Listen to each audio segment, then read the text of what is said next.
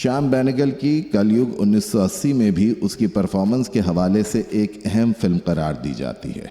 श्याम जी जैसे मुश्किल डायरेक्टर के साथ काम करना हर एक्ट्रेस के बस की बात नहीं, लेकिन खुद श्याम का ये कहना है कि रेखा एक मुश्किल अदाकारा है। कलयुग में दोनों का इश्तराक ज़बरदस्त रहा और इस सेमी आर्ट फिल्म को बॉक्स ऑफिस से भी अच्छा रेस्पॉन्स हासिल हुआ।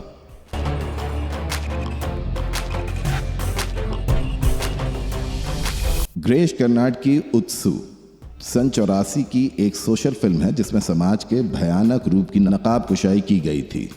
इन दोनों फिल्मों में अपने किरदारों की बदौलत रेखा को हिंदी सिनेमा की एक मोतबर अदाकारा कहा और माना जाने लगा।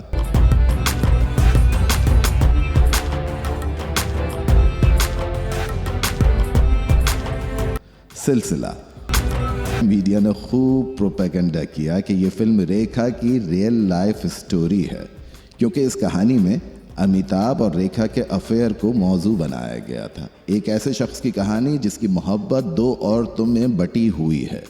इस हवाले ने सिलसिला को ज़बरदस्त पब्लिसिटी दी। इस फिल्म में जया बच्चन और अमिताभ दोनों काम कर रहे थे। फिल्म की तकमील के दौरान अमिताभ रेखा अफेयर को खूब तशहीर मिली, जिसके नतीजे में अमिताभ की अज़दवाजी जिंदगी बहरान का शिकार हुई। जिंदगी में आने वाला बड़ा भूचाल मुकेश अग्रवाल की खुदकशी का सानहा था, जिसने उसे हिला कर रख दिया। इस वाक़े के नतीजे में वो कई दिन तक सो नहीं सकी और उसे सुकून की गोलियों का सहारा लेना पड़ता था। अगरचे वो इस वाक़े की बराह रास्त जिम्मेदार नहीं थी, लेकिन अपनी सफाई पेश करना उसके लिए मुमकिन नहीं था। वो इस हकीकत से मुसलसल इनकार करती रही कि मुकेश ने उसकी बेवफाई से दिलबर्दाश्ता होकर जान दी है। प्रेस और मीडिया के लोग उसे मुकेश का कातिल साबित करने पर तुले बैठे थे और इधर वो उसके गम में निढाल हुए जा रही थी। ये दौर उसकी ज़िंदगी का सबसे ख़राब वक्त था। उसका एक नया रूप और इमेज लोगों के सामने आया। मुकेश की खुदकशी और बेवफाई का इल्ज़ाम उसके करियर पर स्याह दाग छोड़ गया, जो हमेशा उसके साथ रहेंगे। मुकेश ने अपनी जान गंवाकर रेखा की ड्रीम क्वीन इमेज का खात्मा कर दिया और रही सही कसर मीडिया ने पूरी कर दी, जिसने रेखा का वैम्पिश लुक उभारा और उसकी बेवफाई के किस्से बढ़ा चढ़ा कर बयान किए। मुकेश अग्रवाल मुंबई का एक मशहूर सनतकार था, जिसे रेखा ने अपने सहर अंगेज हुस्न का कुछ इस तरह दीवाना बनाया कि वो अपने बिजनेस से ज़्यादा रेखा के मामलात का निगरान बनने लगा। रेखा में उसकी दिलचस्पी इस हद तक बढ़ी कि दोनों ने शादी कर ली, लेकिन शादी के बाद भी दूसरे मर्दों में रेखा की दिलचस्पी बरकरार रही। लिबरल सोच की मालिक रेखा पर मुकेश का कोई कंट्रोल नहीं था।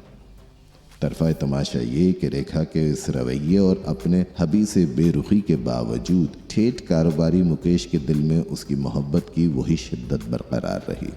रेखा और अमिताभ की मोहब्बत का सिलसिला इतने बरसों बाद भी जारी था और मीडिया में इस अफेयर की कवरेज बराबर चल रही थी।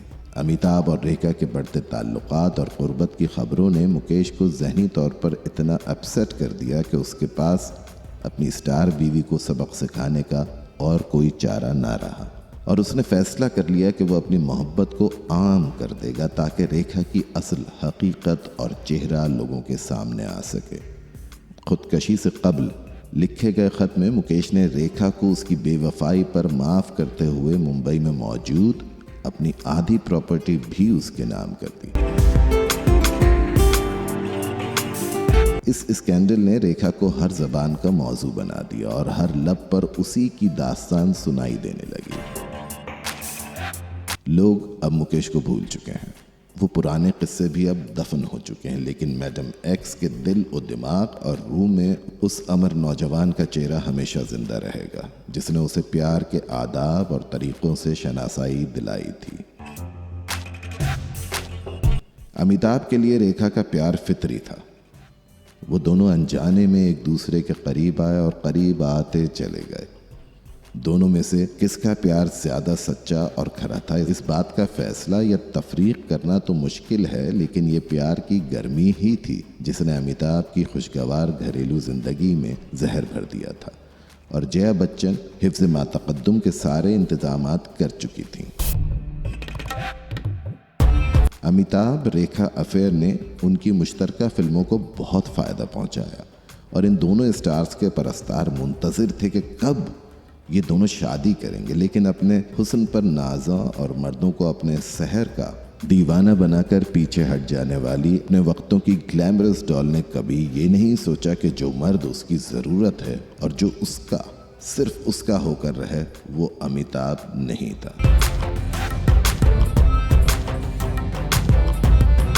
वो वक्त जब हुस्न परस्त उसकी राह में पलकें बिछाने को बेचैन रहते थे, रेखा ने गवा दिया। तकदीर ने उसकी रेखाओं में ढेर सारा पैसा, शोहरत और मकबूलियत तो भर दी, लेकिन कोई सच्चा प्यार करने वाला मर्द उसकी तवील जिंदगी का साथी नहीं बन सका।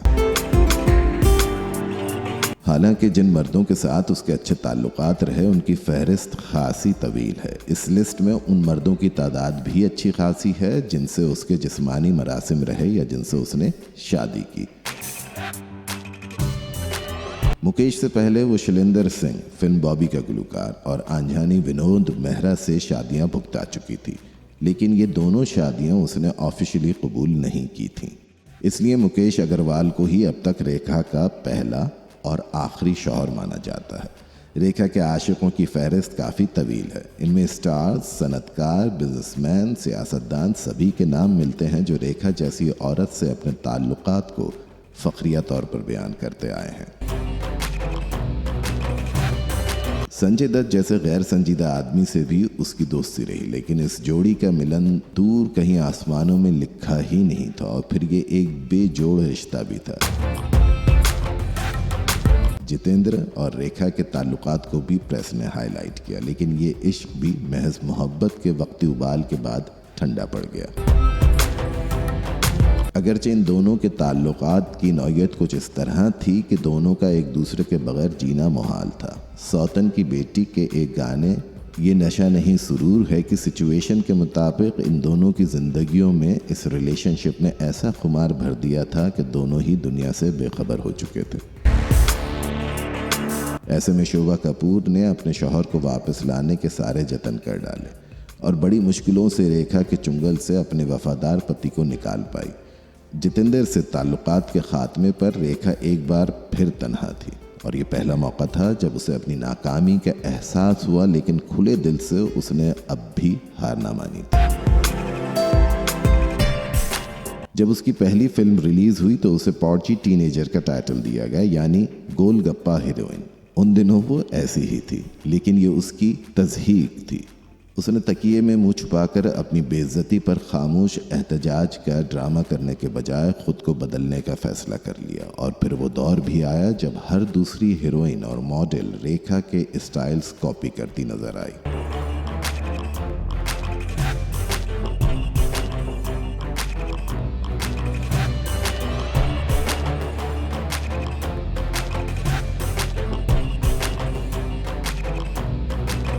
सावन भादों साइन करते वक्त उसकी उम्र 16 साल थी और तब उसकी कमर का साइज 33 इंच था, लेकिन जल्द ही वो पतली कमर के साथ सामने आई।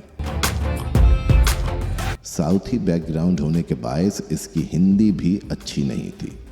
इस कमजोरी ने रेखा की पहली फिल्म के हीरो नवीन निश्चल को खासी परेशानी से दो चार किया, लेकिन फिर नवीन की मदद से ही रेखा ने अपनी डायलॉग डिलीवरी बेहतर की। सावन भादों में रेखा के पहले हीरो नवीन ने पहली नज़र में इस मोटी और भद्दी हीरोइन के साथ काम करने से इनकार कर दिया था, लेकिन फिर नवीन और रेखा की मुलाकातें इस कदर बढ़ी कि दोनों एक दूसरे के बेहतरीन दोस्त साबित हुए। मुंबई आने के बाद रेखा की ज़िंदगी में बड़ा इनकलाब आया। अपनी एक फिल्म के सेट पर साथी अदाकार बिस्वाजीत का बोसा लेकर उसने पूरी इंडस्ट्री को ये बता दिया था कि वो कोई खौफज़दा या डरी सहमी लड़की नहीं है।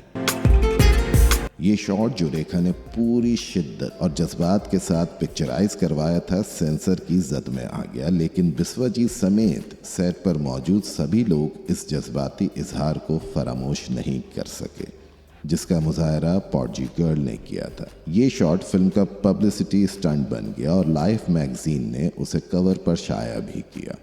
इस कवर स्टोरी ने रेखा को ओवरनाइट मकबूलियत बख्शी और वो एक बोल्ड अदाकारा के तौर पर रोशनास हुई।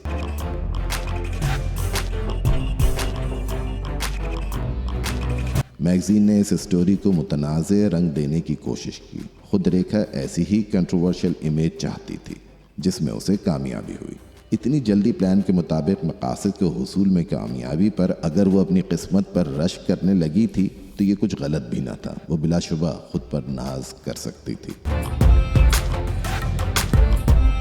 मुकद्दर का सिकंदर सिलसिला मिस्टर नटवर लाल की कामयाबियों के नतीजे में अमिताभ रेखा पेयर लोगों के दिलों में घर कर गया। इन फिल्मों के जरिए रेखा ने एक अलग क्लास का ग्लैमर और सेक्स अपील मुतारिफ कराई, जो आज तक उसकी शनाख्त है। प्रेस ने शैलेंद्र सिंह, विनोद मेहरा, मुकेश अग्रवाल, जितेंद्र और अमिताभ के साथ स्कैंडल्स में अगर उसकी खूब खबर ली थी तो रेखा की नाकाबिले फरामोश अदाकारी पर तारीफ भी की, जिसके नतीजे में उसका फ़न्नी कद बढ़ा और फिल्मी नक्कादों की जानिब से मिलने वाली पजीराई की बदौलत ही उसे उमराव जान की ज़बरदस्त किरदार निगारी पर बेस्ट एक्ट्रेस का नेशनल अवार्ड मिला। ड्रीम क्वीन, ग्लैमर डॉल और ईस्टर्न जैन फोंडा जैसे खिताबात उसे प्रेस से अच्छे ताल्लुकात के नतीजे में ही मिले। तवाइफ के किरदारों में रेखा ने अपनी एक अलग पहचान करवाई और जितनी भी फिल्मों में उसने ये किरदार प्ले किया, कोई एक कैरेक्टर दूसरी फिल्म के किरदार से मुमासलत नहीं रखता। एक ही तर्ज का किरदार कई फिल्मों में करने के बावजूद भी उसकी परफॉर्मेंस में यकसानियत का तासुर नहीं मिलता। 1980 की दहाई में रेखा का बतौर हीरोइन चार्म कम होता नजर आया, जब श्रीदेवी के बाद माधुरी और जूही चावला वगैरह मंजर पर छा गईं। इस दौर में रेखा ने फिल्में साइन करना बंद कर दी। उसके सामने सवाल था कि वह अपनी साख को किस तरह बचा सकती है, जबकि रेखा की ही लाइन पर चलते हुए श्रीदेवी ने ग्लैमरस इमेज अपनाई थी। नई नवेली हीरोइनों के मुकाबले में रेखा को अपनी वैल्यू कम होती नजर आई, तो उसने ओवर एक्सपोजर का तासुर कम करने के लिए स्क्रीन से वक्ती दूरी का फैसला कर लिया। इस दौरान इसकी एक काबिल जिक्र फिल्म खून भरी मांग से रेखा के कैरियर ने एक नया टर्न लिया। ये फिल्म हॉलीवुड की dramatic action movie return to Eden का रीमेक थी। रेखा ने 30 साल शानदार करियर बतौर हीरोइन गुजारने के बाद कैरेक्टर एक्टर की हैसियत से नए दौर की शुरुआत की, तो उसकी फिल्म आस्था ने रेखा के परस्तारों को चौंका दिया। इससे पहले शशि कपूर की होम प्रोडक्शन विजेता में रेखा टाइटल रोल प्ले करने वाले शशि के बेटे कुणाल कपूर की मां का गैर अहम रोल प्ले कर चुकी थी। क्योंकि ये रोल काबिल जिक्र नहीं है, इसलिए उसे रेखा के कैरेक्टर रोल्स की तरफ शिफ्ट होने का इब्तिदाई कदम नहीं माना जा सकता। आस्था जैसी बोल्ड फिल्म में रेखा ने काम करके सबको हैरान कर दिया।